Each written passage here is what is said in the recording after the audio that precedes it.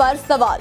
नमस्कार, मैं वंशिता शर्मा और आप देख रहे हैं दिव्य हिमाचल टीवी और मैं हाजिर हूं आप सभी के सामने हिमाचल आज का मुद्दा लेकर।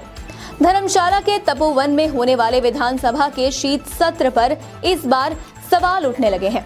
10 से 15 दिसंबर तक होने वाले इस सत्र में इस बार 500 से ज्यादा सवाल सरकार की परीक्षा लेंगे, पर सिटिंग कम होने से ऐसा लग रहा है कि ये सत्र महज रस्म अदायगी ही है। बीच में मुख्यमंत्री जयराम ठाकुर भी नहीं होंगे, तो ऐसे में अब ऐसा लग रहा है कि यहाँ वैसा ताप नजर नहीं आएगा जैसा होता रहा है।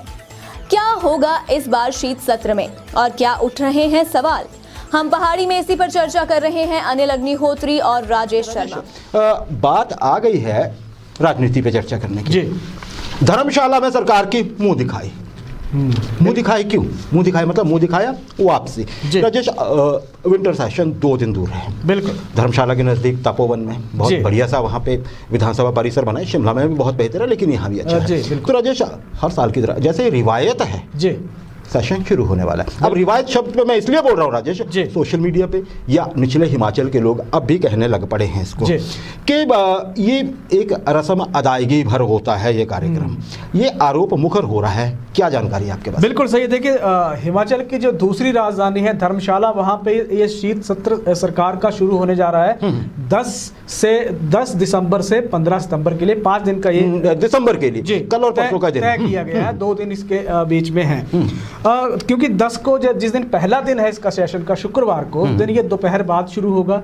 उसके बाद शनिवार को फुल डे वर्किंग है, रविवार के बीच में छुट्टी है, सोमवार को फिर दोपहर बाद ये सेशन शुरू होगा, फिर मंगल और बुध। तो इस तरह के आरोप ये लग रहे हैं कि ये महज एक रस्म अदायगी है, क्योंकि आपने अगर 5 दिन के लिए ये सेशन तय किया है तो बीच में संडे लेने की जरूरत क्या थी? सवाल यहाँ ये खड़ा हो रहा है। तो इसलिए कहा जा रहा है कि अगर सच में ही तमाम मसलों को अगर हल करने के लिए सेशन यहाँ बुलाया जा रहा है तो ये फुल सेशन होना चाहिए था। इसकी अवधि भी लंबी की जानी चाहिए थी, इसीलिए इसको रस्म अदायगी का नाम दिया गया। और आरोप इस तरह के मुखर हो रहे हैं कि ये सिर्फ सरकार यहाँ फॉर्मेलिटी या औपचारिकता करने जा रही है। राजेश, ऐसा होता आया है हमेशा, यहाँ कोई लंबा सेशन नहीं चला। इस बार तो लोगों की उम्मीद है, इस बार भी बड़ी हुई थी कि विपिन परमार साहब खुद यहाँ के बड़े लोकप्रिय नेता हैं कांगड़ा जिला के, तो शायद यहाँ पे थोड़ा और बेहतर होते। अब ये अलग बात है कि आप जैसे आपने कहा या लोग कह रहे हैं कि मंडे टू सैटरडे भी रखा जा सकता था, फुल हाउस होता तो शायद और ज्यादा अच्छा। राजेश, इसमें शायद प्रश्न भी बहुत ज्यादा है। बिल्कुल कम दिख रही है, मीटिंग्स कम है, लेकिन प्रश्न बहुत ज्यादा है। क्या जानकारी क्या है? बिल्कुल, मीटिंग्स कम है, 5 दिन का सेशन है और शेड्यूल हमने बता दिया कि इस तरह की प्रोसीडिंग विधानसभा में चलेगी। अब इसमें जो प्रश्न अग्निहोत्री जी, बड़ा इंटरेस्टिंग फैक्ट है कि प्रश्न 500 से ज्यादा हो गए हैं, यानी कि जिनको डिस्कस करने के लिए टाइम बहुत लगने वाला है। इसीलिए कहा जा रहा है कि इस सेशन को सरकार को लंबा खींचना चाहिए था सेशन, जहां चर्चा सार्थक होती तमाम जिलों के साथ, क्योंकि निचले हिमाचल से जुड़ने का एक बहुत बड़ा मौका प्रदेश सरकार के पास होता है। वो पक्ष या सत्ता पक्ष के पास भी मौका होता है, वही मौका विपक्ष के पास भी होता है, जहां वो अपनी ताकत को तोड़ते हैं, अपना समर्थन या जनता से की समस्याओं का समाधान करते हैं। जी राजेश, बिल्कुल सही कहा। अच्छा, सरकार के साथ ये भी सवाल होता है, सरकार चाहे अतीत में किसी की भी रही हो, किसी पार्टी की रही हो, यहाँ ऐसा ही होता है, ऐसा लोगों का कहना है। राजेश, लोग कहते हैं कि अगर ये रस्म अदायगी नहीं है तो विंटर सेशन ही क्यों धर्मशाला में रखा है आपने? ये बड़ा सवाल है ना जी। आप सबको पता है कि आपका जो बजट सेशन होता है वो लंबा होता है बनिस्बत, और आपका जो मॉनसून सेशन होता है वो भी लंबा होता है। तो 2 लंबे सेशन आप शिमला में कर रहे हैं, एक छोटा सा सेशन आप यहाँ कर लेते हैं। तो उन 2 लंबे सेशन में से कोई एक यहाँ दे दीजिए, छोटे को आप शिमला ले लीजिए। क्या ऐसा संभव नहीं है राजेश? बिल्कुल संभव है, इसीलिए कहा जा रहा है। लेकिन इसमें एक सरकार की, अगर हम सरकार का तथ्य देखें अग्निहोत्री, तर्क जो दिए जाते हैं पहले दिए जाते हैं, वो आज का कोई तर्क नहीं है, क्योंकि यहाँ सरकार ने दूसरी राजधानी तो घोषित कर दिया है। पर सवाल ये खड़ा होता है कि जब इसमें सिर्फ आप विंटर का सेशन करेंगे तो क्या सवाल राजधानी पे उठता है कि क्या ये शीतकालीन राजधानी है या दूसरी राजधानी है? वैसे राजेश, नोटिफिकेशन हो गई है क्या? मैं अभी भी कंफ्यूज हूँ बिल्कुल दूसरी राजधानी को लेकर। जी, इसकी नोटिफिकेशन को लेकर बड़ा सवाल था जी।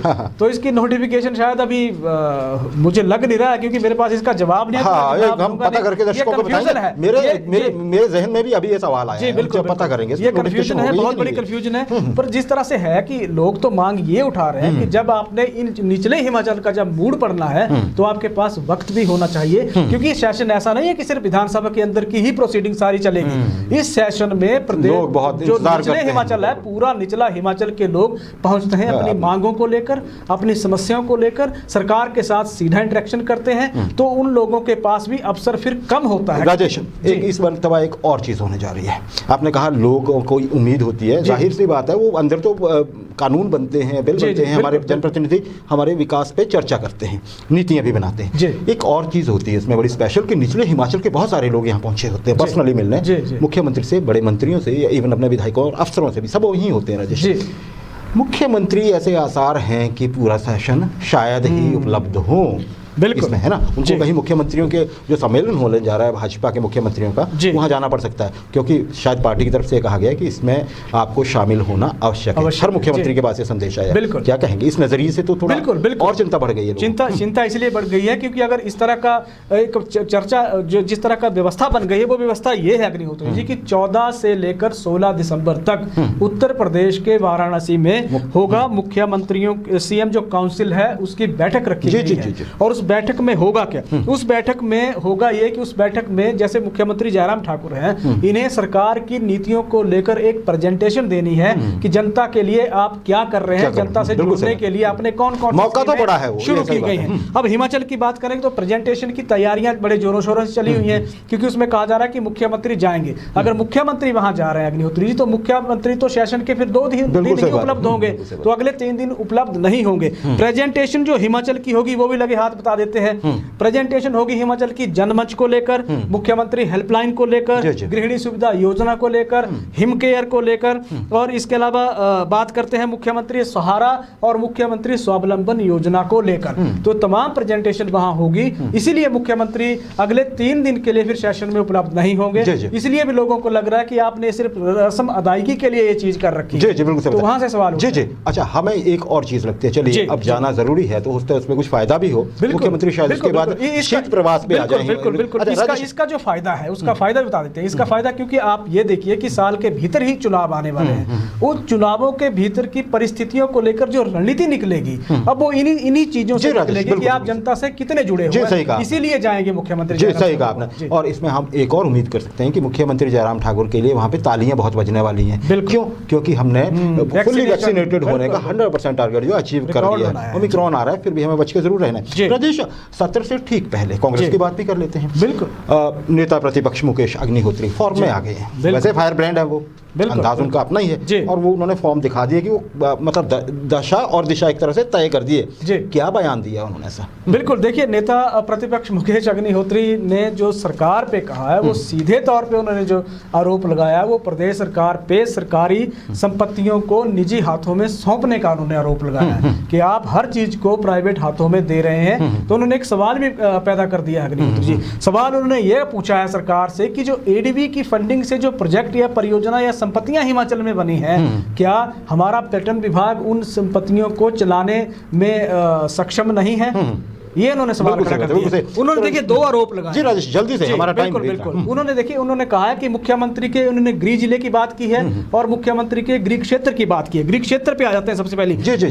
जंजैहली के सांस्कृतिक केंद्र को ग्लोबल प्रमोटर चंडीगढ़ को सरकार ने सौंपने का फैसला लिया है। उन्होंने ये कहा कि वहां चंडीगढ़ की फर्म को दिया जा रहा है। दूसरा, मंडी में जो सुविधा केंद्र बना हुआ शहर में, उसे चलाने के लिए सरकार ने दिल्ली की 2 फर्मों के साथ कॉन्टेक्ट करने का फैसला लिया।